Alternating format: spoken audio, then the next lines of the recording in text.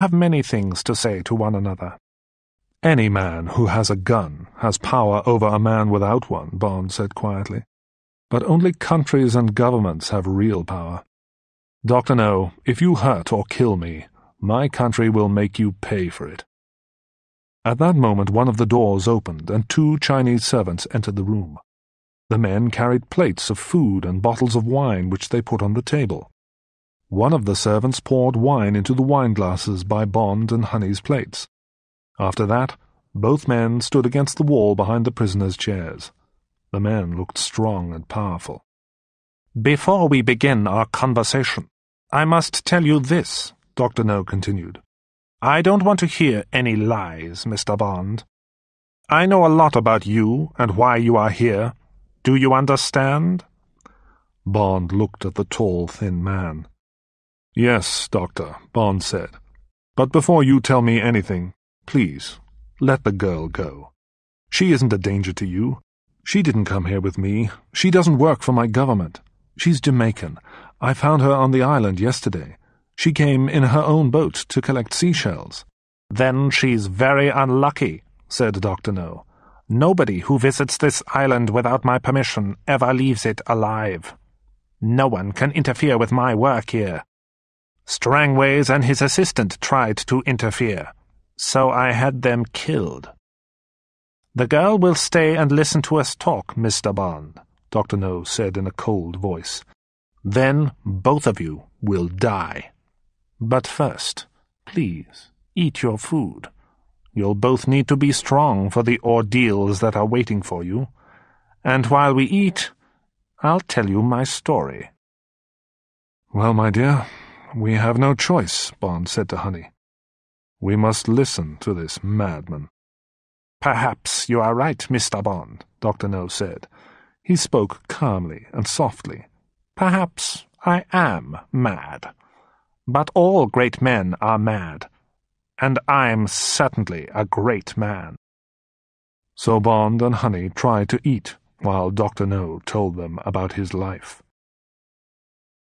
"My father was a German man who lived in China, and my mother was a Chinese woman from a good family," he began.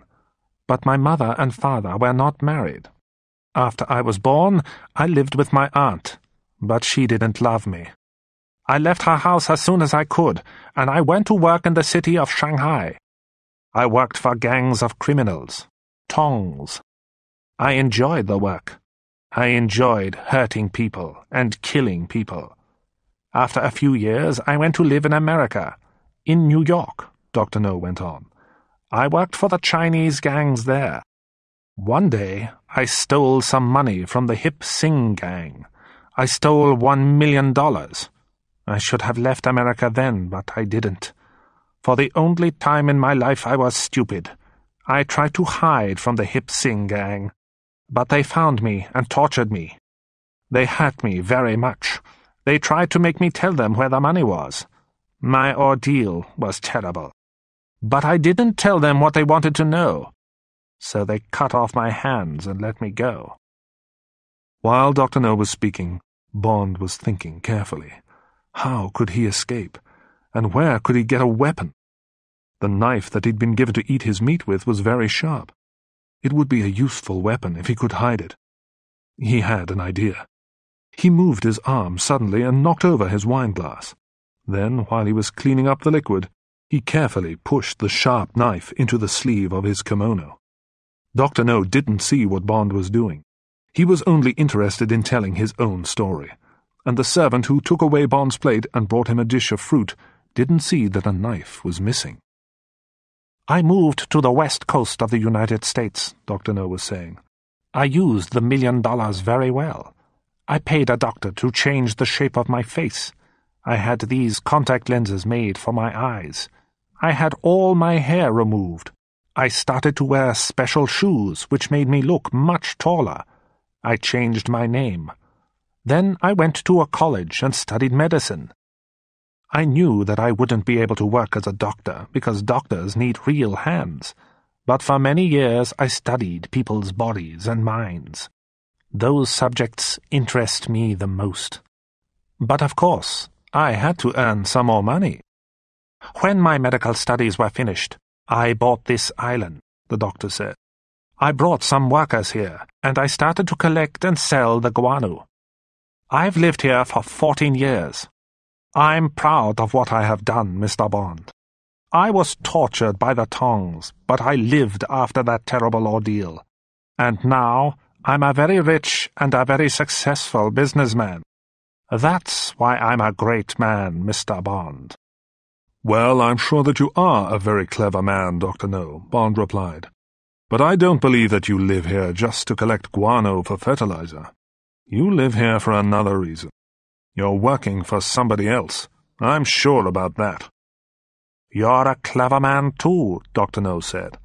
And of course, you're correct. I am here for another reason. You're a British spy, Mr. Bond.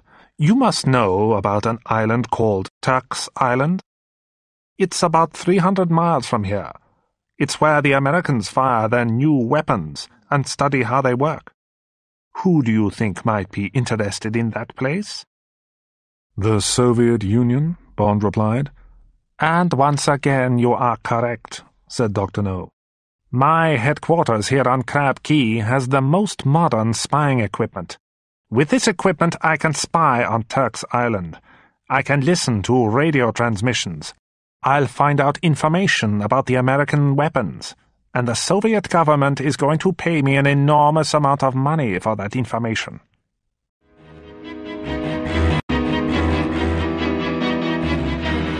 Chapter 13.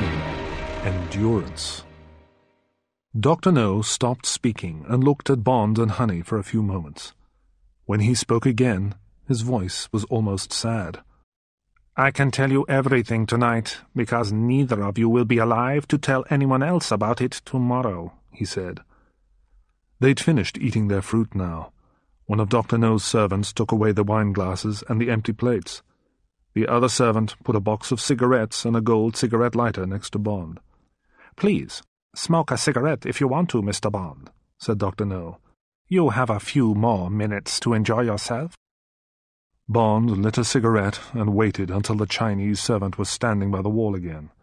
Then Bond carefully pushed the cigarette lighter into the sleeve of his kimono. He now had 2 weapons. Well, I think that we've said all that there is to say, Dr. No said. When you've finished your cigarette, Mr. Bond, your ordeal will begin. The girl's ordeal will be different from yours. Dr. No looked at Honey for a few minutes. Then he continued speaking. Now his voice was soft and cruel. You will feel more pain than you've ever felt before, he said.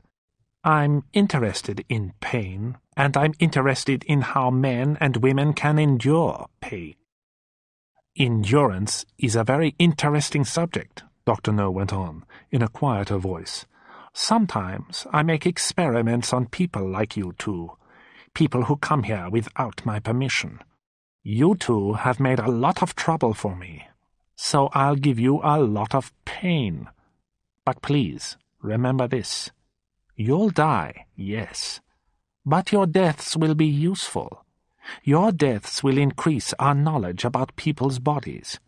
One day, I'll give the results of my experiments to the scientists of the world. My experiments will make me famous. Dr. No pointed at Honey. You'll die in an unusual way, he told her. I've only made this experiment once before.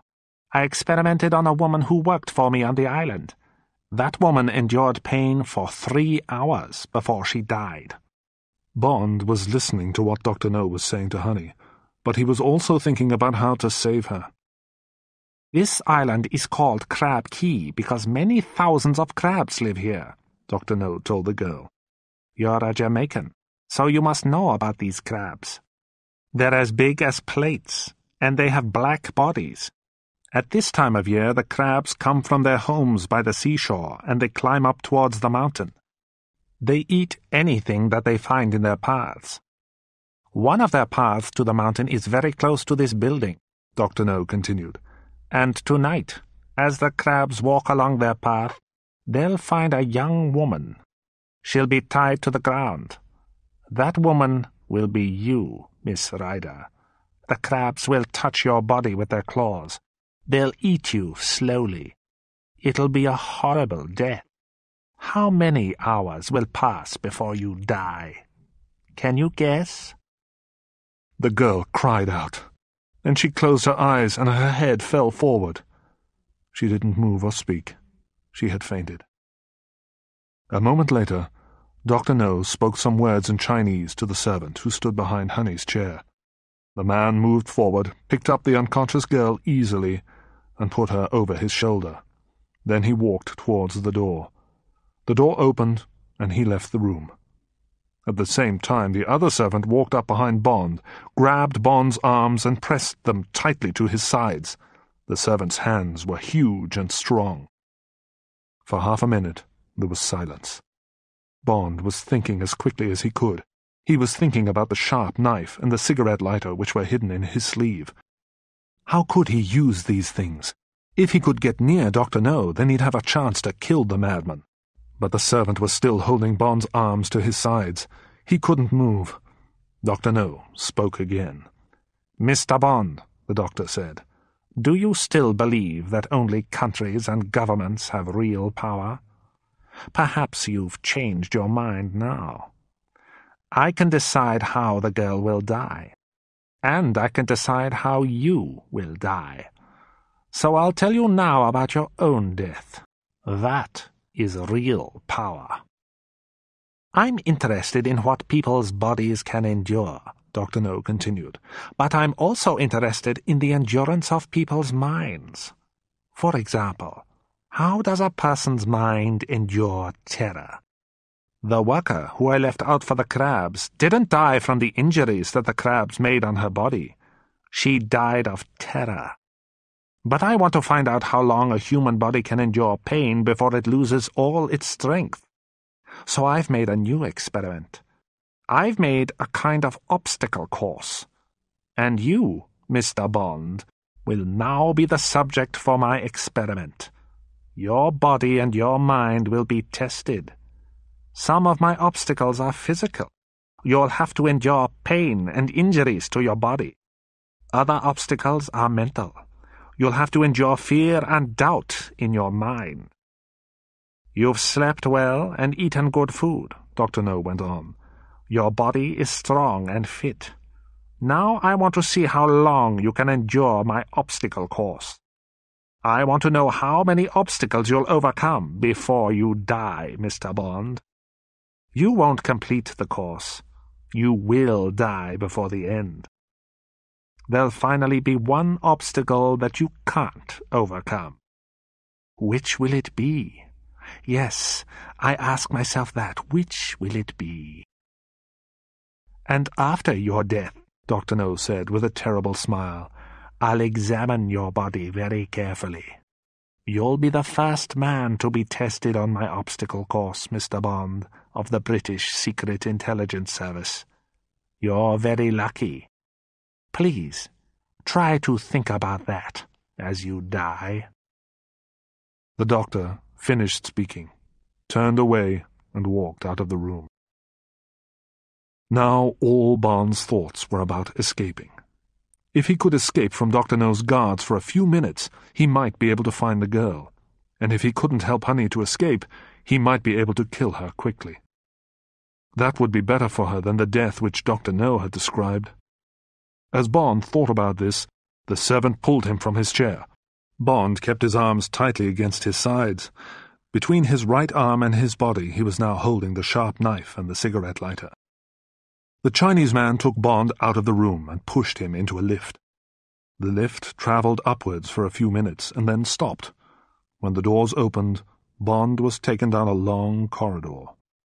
At the end of the corridor, the two men stopped in front of an open door. The door had the letter Q marked on it. The Chinese servant pushed Bond through the doorway. Bond was now in a small room, about 15 feet long and 15 feet wide. The walls were made of stone, and there was a wooden chair in the middle of the room. On the chair were Bond's jeans and his shirt. They had been washed and dried. "Well, here you are, my friend," the servant said. He smiled a horrible smile.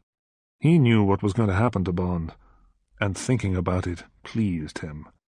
"There's nothing to eat, and there's nothing to drink in here," the guard went on. "There won't ever be anything to eat or drink. You can sit on the chair and wait to die, or you can find your way out to the obstacle course. Good luck." A moment later, the man left the room and locked the door behind him.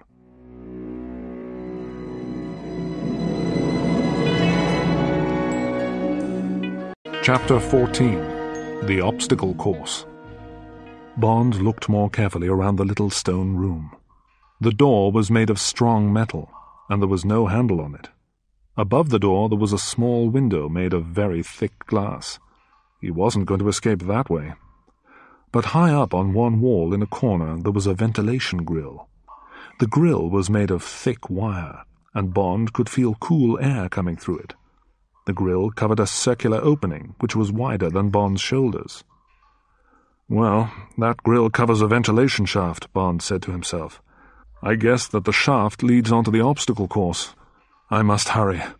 Dr. No's men must have taken Honey out onto the mountainside already." Bond took off the kimono and quickly put on his own clothes. He looked at the cigarette lighter and the knife. Perhaps he could use these two things as weapons. They might be useful during the ordeal that he was going to endure. But then he saw that the frame of the grill was made from one long piece of wire. If he could pull the grill away from the wall and straighten the wire frame, perhaps he could make a spear from it. Bond put the lighter in his pocket. Then, holding the knife in his teeth, he moved the chair. He put it against the wall just under the grill. He stood on the chair and grasped the metal grill with his right hand. There was a flash of blue light. Bond felt a terrible pain in his arm, and he was thrown backwards off the chair. His head hit the stone floor, and for a few moments he was unconscious. Bond woke up. There was a smell of burning skin in the air. Bond looked at his right hand. A red mark across his fingers showed where the grill had burned him. The grill had been electrified. And as he looked at the burn, he started to feel pain in his hand. Then he thought about Honey Rider. She was on the mountainside, waiting for the crabs to come. He had to get out of this room. "Dr. No doesn't want me to die here," Bond told himself. "That was just the beginning of my ordeal. That was the first physical obstacle. Pain. Has the doctor turned off the electricity now? I think that he'll let me go on. He wants me to endure different kinds of pain. Now this is one of his mental obstacles.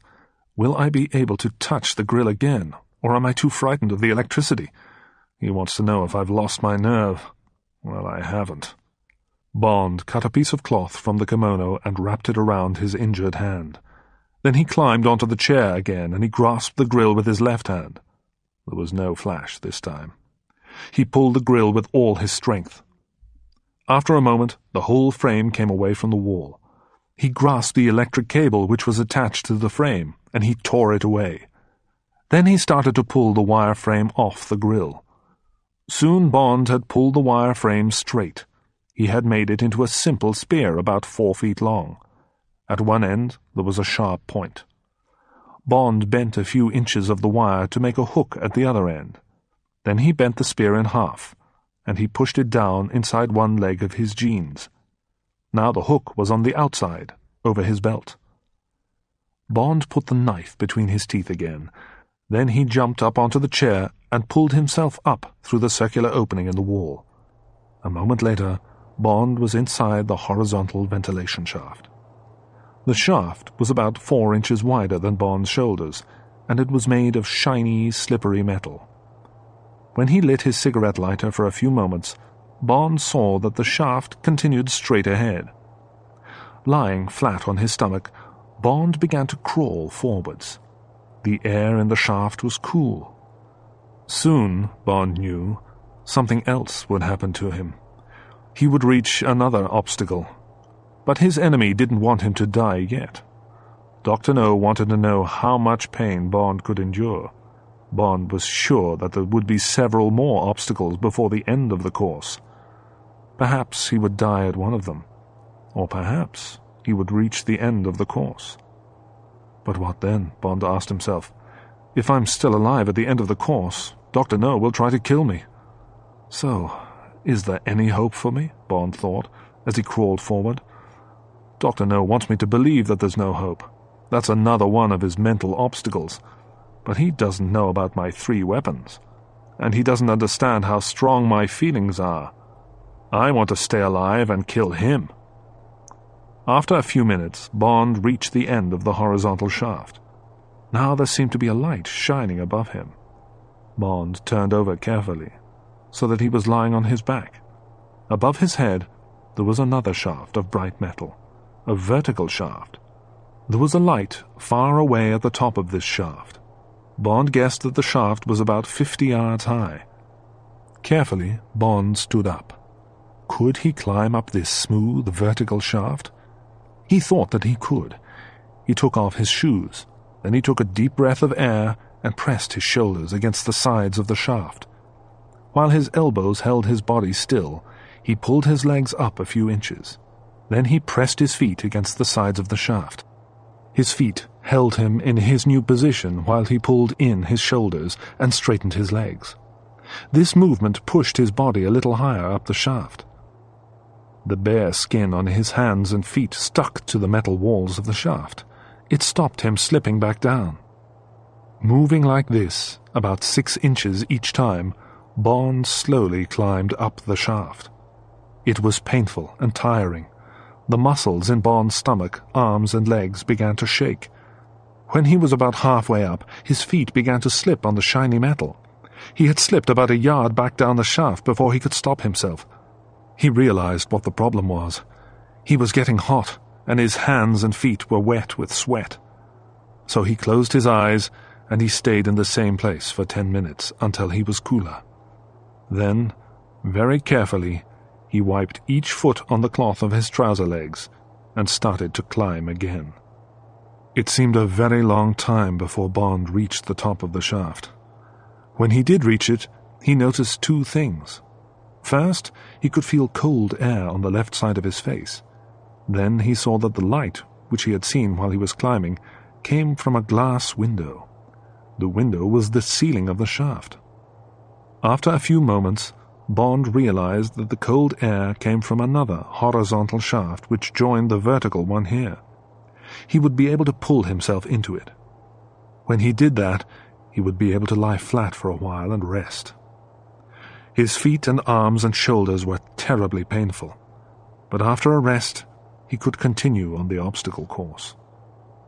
Using the last of his strength, Bond pulled himself into the new shaft and turned onto his back. For a few minutes, he lay there, unable to move, and suddenly he fell asleep. Bond woke slowly. He didn't know how long he had been sleeping, but he knew that he felt a little stronger now. It was time for him to move on to the next obstacle. Before he turned onto his stomach, he looked up at the window in the ceiling. Someone was behind the glass, watching him. Bond said something very rude about Dr. No. The person couldn't hear what Bond said, but Bond hoped that the person saw the shapes of the words on Bond's lips and understood them. A moment later, Bond was crawling along the new shaft. Like the first shaft, this one was dark. There were no lights or windows in it. After a few minutes, Bond realized that the metal walls of the shaft were getting hot. The further he went on, the hotter the metal became, and the air was no longer cool. It was hot. Bond came to a place where the shaft went around a corner. He lit his cigarette lighter and slowly put his head round the corner. What he saw made him pull his head back. The metal walls of the shaft ahead of him weren't shiny. They were dull and red with heat. So heat was to be the next ordeal. How could he crawl along this hot metal? He would be terribly burned. What shall I do? He thought. I could go back. I could go back to the room with the chair. If I go back, I know that I'll die there. But if I go on, perhaps I'll escape. Dr. No doesn't want me to die yet, Bond told himself. He's testing me again. He wants me to endure some more physical ordeals before I die. So this metal won't be too hot. The heat will injure me, but it won't kill me. He thought about the metal burning his skin, and then he thought about the beautiful girl. Honey was waiting on the mountainside for the crabs to attack her. He couldn't go back now. Bond took his knife from between his teeth and cut some pieces of cloth from the front of his shirt. He tied the cloth around his hands and feet. For a short time, the pieces of cloth would protect his hands and feet. His shirt would protect his shoulders, and the legs of his jeans would protect his knees for a short time too. He put the knife in his mouth and crawled forward. He tried to keep his bare skin away from the hot metal. Bond moved as fast as he could, but soon the cloth around his hands and feet started to burn. The cloth on the knees of his jeans started to burn too. Only the sweat which was running down his arms and legs stopped the cloth from bursting into flames. "Keep going, keep going, keep going," he told himself. The metal became hotter and hotter. With each movement the pain became worse, and each time that he moved, Bond screamed. He could smell his skin burning, but he knew that he had to go on until his skin was burned from his bones. Suddenly, his head hit something. It was a thin metal door, and as Bond's head touched it, the door moved aside. He crawled past it, and suddenly, everything changed. Here, the metal walls of the shaft were cool. Ice-cold air was blowing all around him. Bond fell forward, his eyes closed. He couldn't see or hear anything. He was unconscious.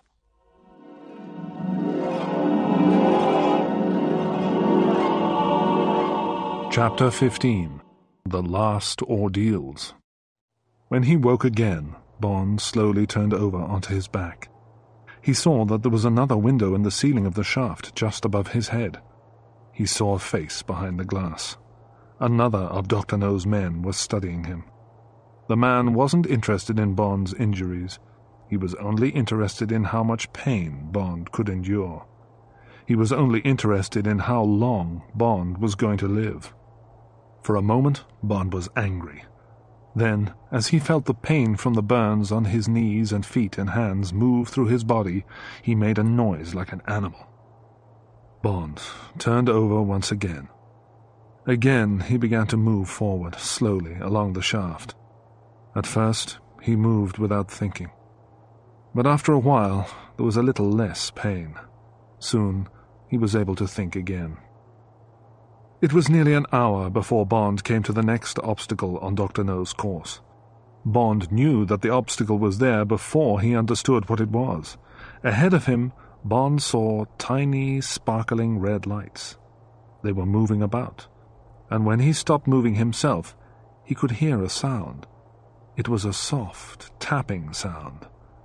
As he crawled forward again, the tiny red lights came closer, and the tapping sound grew louder. What was waiting for him now? Bond lit his cigarette lighter, held it up, and found the answer to his question. 3 feet in front of Bond there was a metal grill.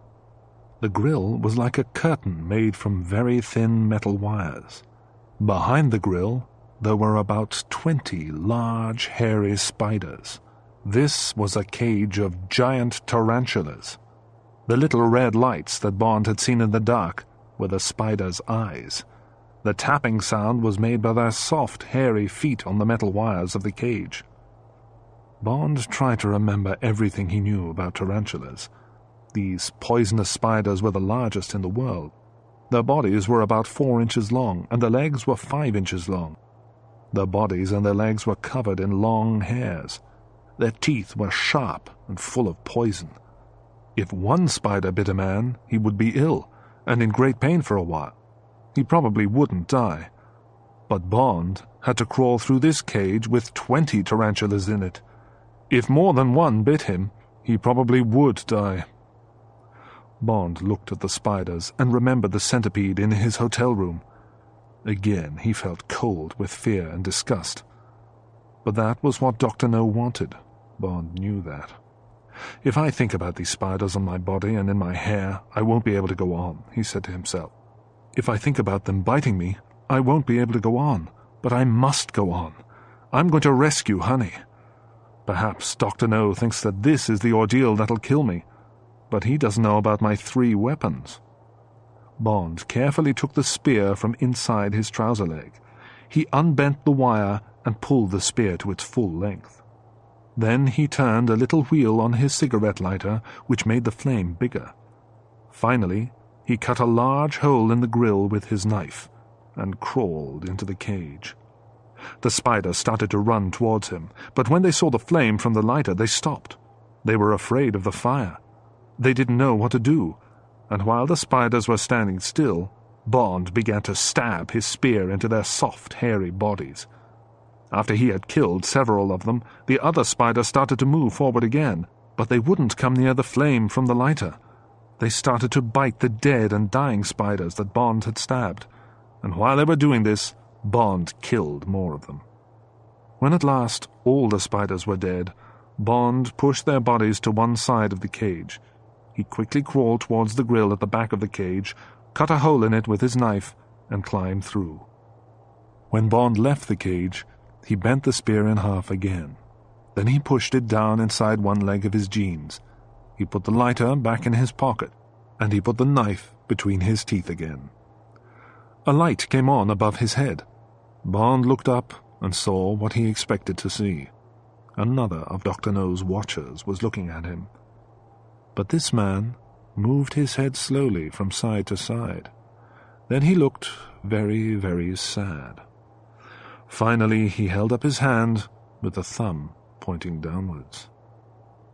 "He's telling me that this is the end," Bond thought. "He's saying, the next ordeal will kill you." There was nothing Bond could do. He had to move forward. Soon he realized that the shaft was sloping downwards, and he realized that the metal walls were more slippery than before.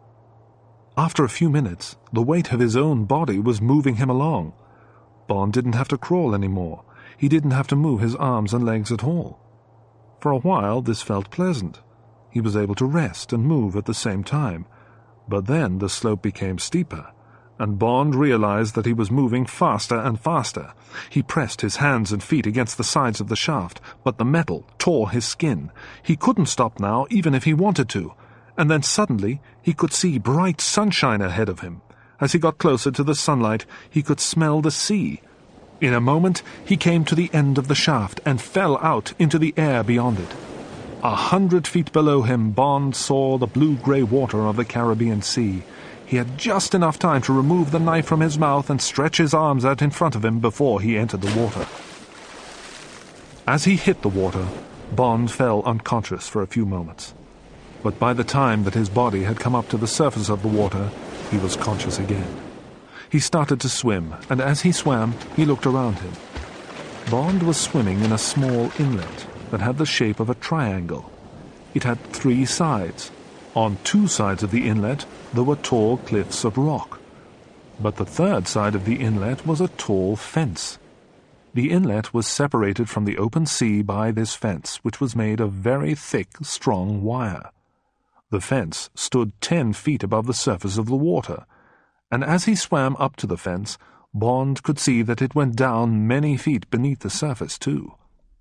On the 2 sides of the inlet, which were cliffs, the water was against the very steep walls of rock. There were no beaches, and there were no paths up the cliffs. Bond was very tired, and his body was full of pain, but he knew that he had to climb the fence. The fence was like a huge metal net. There were lots of places where he could put his feet and hands when he started to climb. Bond pulled himself out of the water and up onto the fence. He stopped with his feet on a horizontal wire which was about 3 feet above the surface of the water. For a moment he looked out to the sea through the holes in the fence. Then he turned round to look at the inlet behind him. He pushed his knife into the belt of his jeans. With both his hands he grasped the vertical wires above his head. He looked down at the hundreds of small fish swimming in the water beneath him. "I'm safe here for a while," Bond thought. "I'll rest until I feel stronger." But then he asked himself these questions. Why is this inlet here? And why is this inlet separated from the open sea? Dr. No must have made this fence, but I don't believe that the last ordeal on this obstacle course is a wire fence. Climbing over it will be much too easy. Dr. No isn't interested in easy obstacles. Then Bond looked again at the inlet behind the fence. Perhaps this is the place where Dr. No wants me to die, he told himself. The inlet is like a big cage. Perhaps it is a cage. But what kind of animal does Dr. No keep in it? He soon had an answer to his question. First, all the small fish disappeared. They swam quickly away from the fence. Then, a moment later, the shape of an enormous grey creature appeared in the water, just beneath the place where Bond was standing. It was a giant squid. At first, the creature had been deep down in the water, but now it was coming nearer and nearer to the surface. Bond just had time to remember Quarrel's story about the giant octopus which had attacked his friend Pussfella near Crab Key. As he remembered the story, a huge tentacle came up out of the water. The tentacle was as broad as the top part of Bond's arm. It touched the fence below Bond's feet. So this is my final ordeal, Bond thought. He tried to climb a little higher on the fence, but he was weak and in pain. He climbed very slowly. He looked down again, and he saw 2 eyes looking up through the water at him. The eyes were as large as footballs. They looked calm and almost friendly. For a moment Bond thought that the squid wasn't interested in him, but then it moved its tentacle and touched one of Bond's legs. The tentacle moved over Bond's leg, then grasped it, pressing it hard. It's asking itself if I'm good to eat, Bond told himself. A moment later, the squid attacked. A second long tentacle came up out of the water and grabbed Bond's left arm. Bond pulled his knife from his jeans with his right hand. He stabbed and cut the tentacle with the knife. But now there were more tentacles moving up the wire fence. They held Bond's body, pulling him down towards the water, and they were terribly strong. Then the creature's enormous head appeared, and now Bond thought that its eyes looked angry. The squid's huge, sharp beak was opening and closing near Bond's feet. In a moment, the creature was going to start eating him. There was only one thing to do. Bond pulled the wire spear from his trouser leg and stabbed it deep into one of the terrible creature's eyes. He stabbed the eye again and again. The last time, he left the spear there. For a few seconds, the surface of the sea looked like water boiling in a cooking pan. Then, suddenly, the color of the water changed. The sea around Bond was no longer blue, it was black. When Bond had stabbed the squid, it had released ink from its body. Bond and the fence were covered in the stinking black liquid. Suddenly, Bond felt the squid's tentacles falling away from his body. In a moment, the creature had swum away, and the water became calm again. After the giant squid had gone, Bond rested on the fence for a while. Then he slowly climbed over the top of the fence and dropped down into the sea on the other side. He swam towards the shore of the rocky headland on the south side of the fence. Soon he could see a path in the rocks of the headland. He thought that the path must lead up to Dr. No's headquarters. All night there had been 2 thoughts in Bond's mind. He wanted to live long enough to kill Dr. No, and he wanted to save honey from the black crabs. But it was many hours now since Bond had started his ordeal. It had been late evening when Dr. No's servant had locked him in the stone room with the ventilation grill, and now it was morning. The girl must be dead. The only thing to do now was to find Dr. No. I still have the knife, Bond told himself. As Bond pulled himself out of the sea, he had a surprise. He heard a loud sound. It was the sound of a ship's siren. It was coming from somewhere close to where Bond was standing. The path in front of him led along the bottom of the cliff and went around the end of the headland. There must be a key on the other side of this headland, Bond thought. It must be the place where guano is loaded into the ships. As he walked towards the end of the headland, Bond heard another sound, but he couldn't guess what was making this noise. It sounded like lots of pieces of metal crashing together. At the end of the headland there was a large rock. Bond stopped behind it. He would have to look very carefully round this rock before he went any further. There might be guards with guns on the other side. Bond moved very slowly and looked carefully round the corner. For 10 seconds he looked at what was beyond it, then he moved back and hid behind the rock again.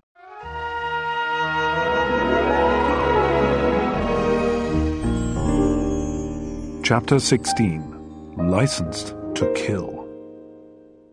Bond hid behind the large rock. He thought about everything that he'd seen during those 10 seconds when he'd looked beyond the rock. He tried to make a picture in his mind. In front of him and below him, Bond had seen a quay which was built out into the sea. The quay was about 20 yards long and had the shape of a letter T. A large old ship was tied beside the T of the quay. Bond hadn't seen any men on the deck of the ship. He guessed that they were in the cabins below the deck.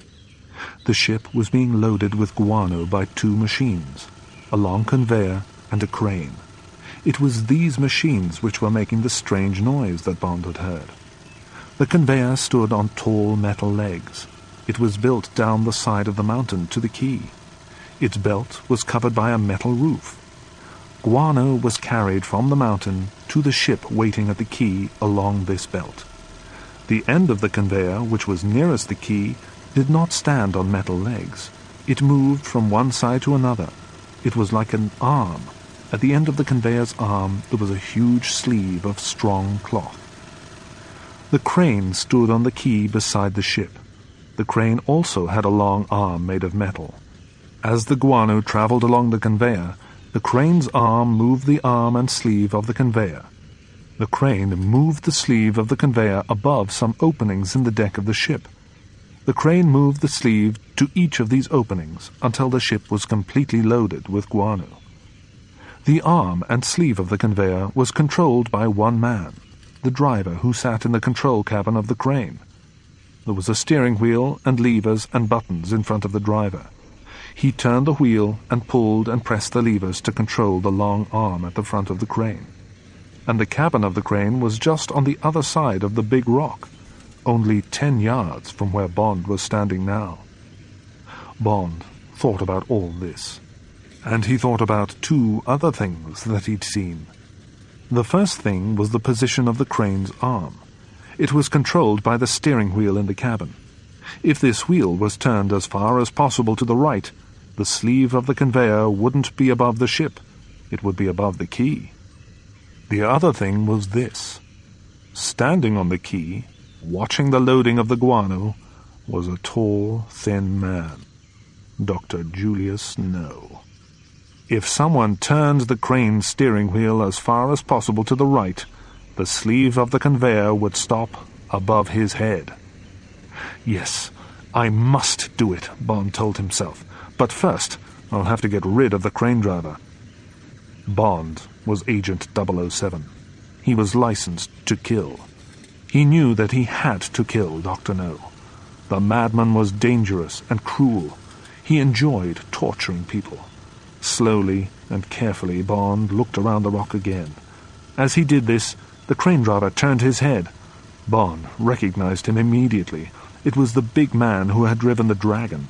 It was the man who had killed Quarrel.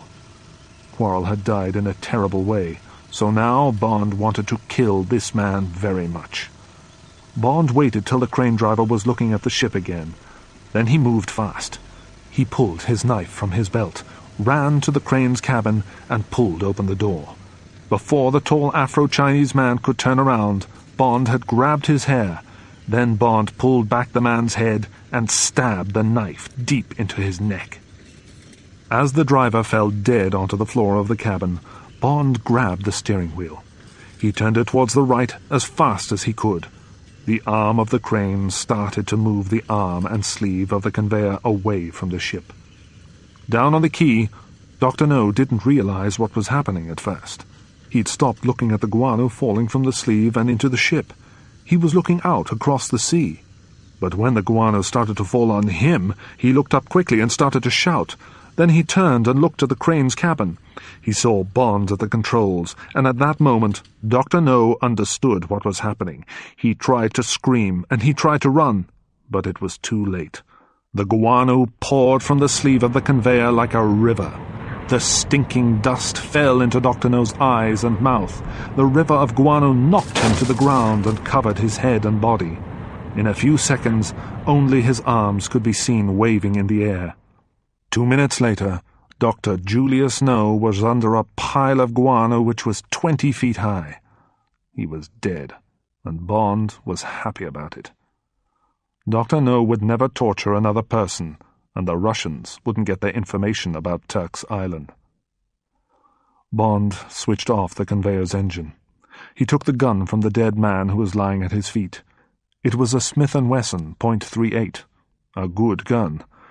Then he ran from the quay. He had to find Honey. Bond climbed up the rocks and ran into a tunnel. As he ran, Bond heard the ship's siren. Somebody had realized what had happened at the quay. Somebody was warning Dr. No's men. Bond was tired. There was pain in every part of his body. His strength was nearly gone, but he kept running. The tunnel had only a few lights in the ceiling, and it smelled of guano. Bond couldn't see clearly, and he couldn't breathe easily. Suddenly, someone was on the path in front of him. The person started hitting him and biting him. Bond had just enough strength to lift his attacker off the ground. Then he saw that it was a girl, with long, pale, blonde hair. "Honey, stop! This is James," he said. There was silence for a few moments. Then the girl started to cry, and Bond held her tightly in his arms. "Oh, James, my darling," she cried.